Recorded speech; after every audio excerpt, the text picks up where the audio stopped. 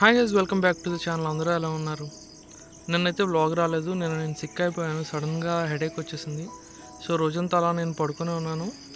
ఇంకా ఏ వర్క్ చేయలేకపోయాను. Craft work చేయలేదు, ఫామ్ వర్క్ కూడా చేయలేదు. ఇది next day clip. And few days back నేను బెండకాయ విత్తనాలు నాటాను కదా, ఇప్పుడైతే మొలకొచ్చింది. ఆ బెండకాయ విత్తనం అది బెండకాయ అయినంత వరకు కూడా ఎవ్రీడే వ్లాగ్స్ వస్తాయి గైస్. సో మిస్ అవ్వద్దు. ఎవ్రీడే స్టేజెస్ చూపిస్తాను అండ్ అవి వాటి యొక్క ఫ్లవర్స్ అన్నీ కూడా మీకు చూపిస్తాను. సో పొలం పని అయితే ఇంకా చాలా ఉంది. ఈరోజు మార్నింగే నేను పొలం పని స్టార్ట్ చేద్దామని డిసైడ్ అయ్యాను. అందుకే ఎర్లీగా లేచాను. వెలుతురు అయితే బాగా వచ్చేసింది, ఎండ కూడా వచ్చేసింది. కాకపోతే ఎక్కువసేపు కాదు, ఒక 8 వరకు 7 to 8 6:30కే స్టార్ట్ చేశాను. 6:30 to 8 వర్క్ చేశాను. కాకపోతే మార్నింగ్ అంత ఎక్కువగా వర్క్ చేయలేను, ఎందుకంటే ఎండ చాలా చాలా వేడిగా ఉంటుంది. సో ఆ టైంకే ఎండ అయితే వచ్చేసింది ఫుల్గా. అదంతా నాకు ఇంకా నీడ, మా టేక్ చెట్లు నీడిచ్చాయి కాబట్టి నేను వర్క్ చేయగలిగాను, లేదంటే ఆ వర్క్ కూడా చేయలేకపోయాన్ని. సో మొత్తానికైతే వర్క్ చేశాను మార్నింగ్. సో ఈవినింగ్ కూడా ఇంకా వర్క్ చేస్తాను. కొంచెం స్పీడప్ చేయాలి, ఎందుకంటే టైం దగ్గర పడుతుంది. వర్షాలు వచ్చేలోపే నేను ఈ పొలం అంతా రెడీ చేసుకోవాలి, లేదంటే మళ్ళీ దున్నించాల్సి వస్తుంది. నేను చేసిన వర్క్ అంతా వేస్ట్ అవుతుంది. సో అందుకే మార్నింగ్ ఈవినింగ్ కూడా నేను ఇంకా వర్క్ చేస్తున్నాను. బట్ అలానే ఆటంకాలు వస్తున్నాయి. నేను సిక్ అయిపోయాను. నేను అసలు ఒక్క వర్క్ కూడా అవ్వలేదు.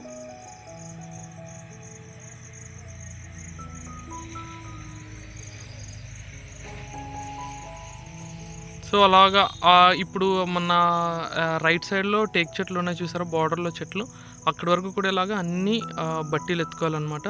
ఆ మధ్యలో నేను అన్ని మొక్కలు వేస్తాను. ఆ ఫార్మింగ్ అయితే మొత్తం ఆర్గానిక్ ఫార్మింగే ఉంటుంది. మీరు every step day by day మీకు చూపిస్తాను. ప్రోగ్రెస్ ఎంతవరకు వస్తుంది, ఎలా చేస్తున్నాను, నా ఓన్ మెథడ్స్ నేను కొన్ని ఇంప్లిమెంట్ చేస్తున్నాను. అవి ఏ రకంగా ఉండిపోతున్నాయో కూడా మీకు చూపిస్తాను. సో ఈ చూసారా, నేను రెడ్ లైన్ మీకు కనబడుతుంది కదా, అది దారం అనమాట. ఆ దారం కట్టి నేను స్ట్రైట్గా బట్టీలు తీసుకుంటాను ఎప్పుడు కూడా. సో ఇది నా సిస్టమాటిక్ వర్క్. ఈ మెథడ్ ఇక్కడ మా ఊర్లో అయితే ఎవరు ఫాలో అవ్వరు, నేను ఒక్కనే ఇలా చేసుకుంటాను. అండ్ లేబర్ కూడా చాలా ప్రాబ్లంగా ఉంది గైస్ మా విలేజ్లో. నాకు ఈ మధ్యనే ఒక వీడియోలో కామెంట్ చేశారు, వాళ్ళకి లేబర్ కావాలట. అంటే వాళ్ళు హౌస్ అన్నీ ప్రొవైడ్ చేస్తారు, బట్ వాళ్ళకి లేబర్ కావాలట. మా ఊర్లోనే మాకు లేబర్ అసలు దొరకట్లేదు. సో అదే చెప్పాను ఆవిడకి కూడా.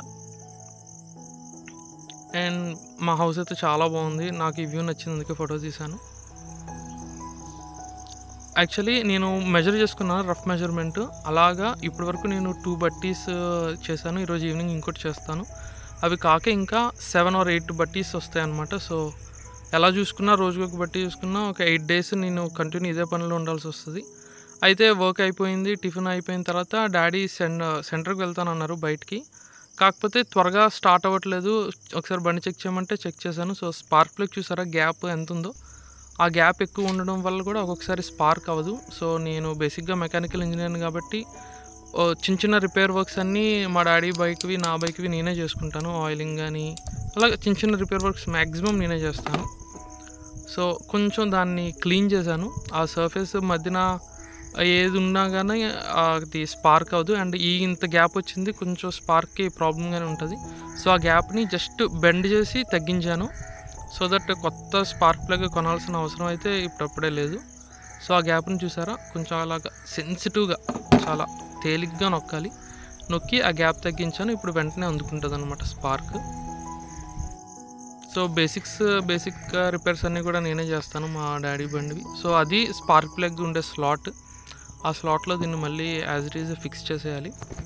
అది హ్యాండ్ ఫిక్స్ ఫస్ట్ చేసిన తర్వాత నేను మళ్ళీ దాని మీద పైప్ రెంచ్ ఉంటుంది, దాంతో ఫిక్స్ చేశాను. అండ్ ఇది చూస్తున్నారు కదా, ఇదే దాని యొక్క కనెక్షన్ అనమాట. ఇక్కడ నుండి దానికి ఛార్జ్ వెళ్తుంది. సో అది కూడా పెట్టేశాను. అది పెట్టేసిన తర్వాత బైక్ స్టార్ట్ చేసి చూశాను, బైక్ అయితే స్టార్ట్ అయిపోయింది. అండ్ ఈవినింగ్ అయింది, నేను బయటకు వచ్చాను. ఇది చూసారా, మొత్తం ఆర్గానిక్ వేస్ట్ అనమాట. కాయగూరలు వేస్ట్, ఫ్రూట్స్ వేస్ట్, గుడ్డు పెంకులు, టీ పొడి, మొత్తం ఆర్గానిక్. మనం తినగా మిగిలిపోయిన ఏవైనా కానీ నేను రోజంతా నానబెట్టి వాటర్లో ఈవినింగ్ ఏదో ఒక మొక్కకి వేస్తాను అనమాట. సో దట్ ఒక న్యూట్రిషన్ వాల్యూస్ అన్నీ కూడా నా మొక్కకు కూడా అందుతాయి. సో ఇదే ఆర్గానిక్. ఇంకా దీని మీద పెద్ద ఇదేం సైంటిఫిక్ వర్క్ అయితే ఏం కాదు, బేసిక్ నాలెడ్జ్. సో ఈవినింగ్ ఈరోజు వర్క్ అయితే నేను లేట్గా స్టార్ట్ చేశాను, 6 అయిపోయింది. కొంచెం వేరే పని మీద ఉండిపోయాను. సో 6 to 7 6-7 చాలా తక్కువ టైమే చెప్పాలంటే. బట్ స్టిల్ ఎంతో కొంత పని అవుతుంది కదా అని చెప్పేసి నేనైతే బయటకొచ్చేసాను. సో, నా వర్కయితే చేసేసాను. అండ్ ఇదివరకు ప్రీవియస్ వీడియోస్‌లో నేను కొంచెం ఫాస్ట్‌గా చూపించేసాను. బట్ ఇది డబుల్ అనమాట. ఇది 2 టైమ్స్ స్పీడే పెట్టాను. ఇంకా దీన్ని స్లో చేస్తే వీడియో లెంత్ చాలా పెరిగిపోద్ది. బట్ స్టిల్ ఎందుకు నేను ఈ వీడియోకి ఇది స్లో చేశానంటే తెలియాలి అందరికీ. అంత ఈజీ వర్క్ అయితే ఏం కాదు. నాకు అలాగా 1 అవర్ పట్టింది. 1 అవర్ వర్క్ కూడా నేను మీకు ఇందులో ఈ వీడియోలో పెట్టాను. ఇంకా as it is same time line follow అవ్వాలంటే వీడియో లెంత్ 1 అవర్ అయిపోద్ది. ఒకవేళ ఎవరైనా అలా చూడాలనుకుంటే మొత్తం వర్క్ అంతా కామెంట్ చేయండి. మేబీ ఏదో ఒక రోజు నేను అలాగ చేస్తాను. సో, అలానే గ్యాప్ తీసుకొని నేను అలా చేస్తూ ఉంటాను. ఎందుకంటే నాకు కూడా ఇవి ఏమీ అలవాటు పనులేం కాదు. బట్ ఈ పని ఎంత కష్టమైనా చేస్తే మాత్రం అదొక సాటిస్ఫాక్షన్ అయితే ఉంటుంది. ఎందుకో నాకైతే చాలా సాటిస్ఫైయింగ్‌గా అనిపిస్తది ఈ వర్క్ చేస్తే.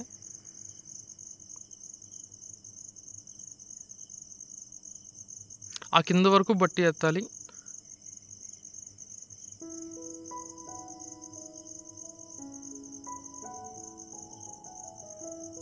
నేను ఆ పొలం అంతా నేను గ్రీనరీతో నింపేయాలనుకుంటున్నాను. బట్ వర్షాలొచ్చేలోపు ఈ వర్క్ అంతా ఫినిష్ చేయాలి. లేదంటే చాలా కష్టమైపోద్ది. వన్స్ ఒక పెద్ద వర్షం పడిందా మళ్ళీ నేను ఈ వర్క్ అంతా ఫ్రమ్ జీరో లెవెల్ నుండి స్టార్ట్ చేయాలి. మొత్తం పొలం అంతా మళ్ళీ దున్నించి నేను మళ్ళీ చేయాల్సొస్తది. సో, ఎవ్రీ డే నాకు భయమేస్తది. నైట్ అయ్యేసరికి మబ్బులు వస్తే అయ్య బాబోయ్! వర్షం పడుతది, నా వర్క్ వేస్ట్ అవుతది అని అలాగ అవుతున్నాను. బట్ నా వర్క్ అయితే as early as possible finish చేస్తాను. అండ్ చూసారు కదా ఫుల్ స్వెట్. నా టీ షర్ట్ అంతా తడిచిపోయింది. బాగా స్వెట్ వచ్చేసింది. It is worth it guys. It is worth it.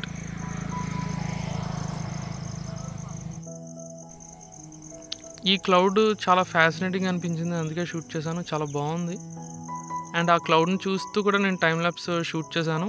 ఆ క్లౌడ్ చూడండి అలాగా డిసపియర్ అవుతుంది. అంటే క్లౌడ్ డిసపియర్ అవ్వదు. క్లౌడ్ మీద పడే సన్లైట్ డిసపియర్ అవుతుంది. క్లౌడ్ అయితే అక్కడే అలాగుంది. సో, అలా సన్సెట్ అయిపోతుంది. క్లౌడ్ అయితే అక్కడే ఉంది. క్లౌడ్ మీద అయితే ఇప్పుడు సన్లైట్ పడటం లేదు. సో, అందుకే ముందులాగా కనబడట్లేదు. ఆల్మోస్ట్ 7కి దగ్గర అవుతుంది టైము.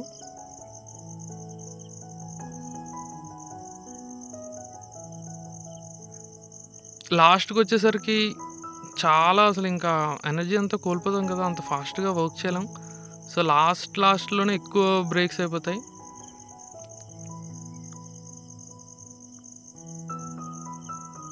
సో, ఇక్కడితో అయితే పొలం పని క్లోజ్ చేసేసాను గైస్.